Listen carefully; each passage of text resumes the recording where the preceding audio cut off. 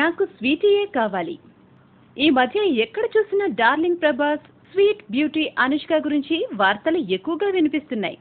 Prabhas, Anushka love లో ఉన్నారు అని, త్వరలో పెళ్లి కూడా చేసుకోబోతున్నారు అని ఎన్నో వార్తలు హల్చల్ చేస్తున్నాయి.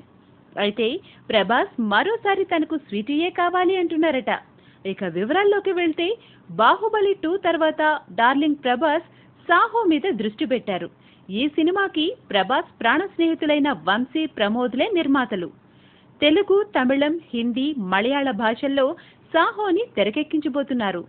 ఈ సినిమాలో డార్లింగ్ ప్రభాస్ సరసన హీరోయిన్ గా ముందు కత్రినా కైఫ్ ను తీసుకోవాలి అనుకుని బాహుబలి 2 విడుదలకు ముందు 6 నెలలు సాహో టీం ని కత్రినా తన వెంట తిప్పించుకొని ప్రభాస్ కి జోడీగా నటించడం వల్ల ఏమాత్రం ఉపయోగం లేదన్నట్టు వ్యవహరించడంతో విసుగొచ్చి ఆమెను హీరోయిన్ గా తీసుకునే ఆలోచనను పక్కన పెట్టేశారు.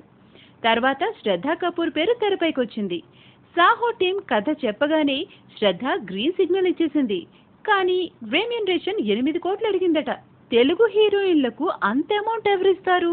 పైగా శ్రద్ధ నటించిన rock on 2, okay Jaanu box office దగ్గర బోల్తా కొట్టాయి.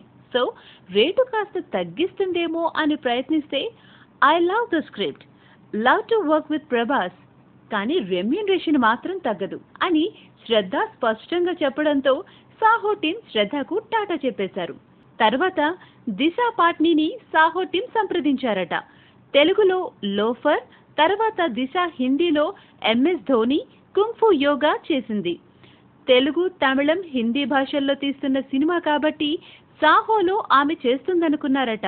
కానీ దిశ 5 కోట్ల రెమ్యూనరేషన్ అడిగేసరికి హిందీలో దిశ పాట్నీకి 5 కోట్లు ఇచ్చే నిర్మాతలు ఎవరు అంటూ కూసింత కోపంగానే సాహో టీం వెనక్కొచ్చేసింది. దీంతో సాహో టీం ఇక తెలుగు హీరోయిన్నే తీసుకోవాలని ఫిక్స్ అయ్యారట.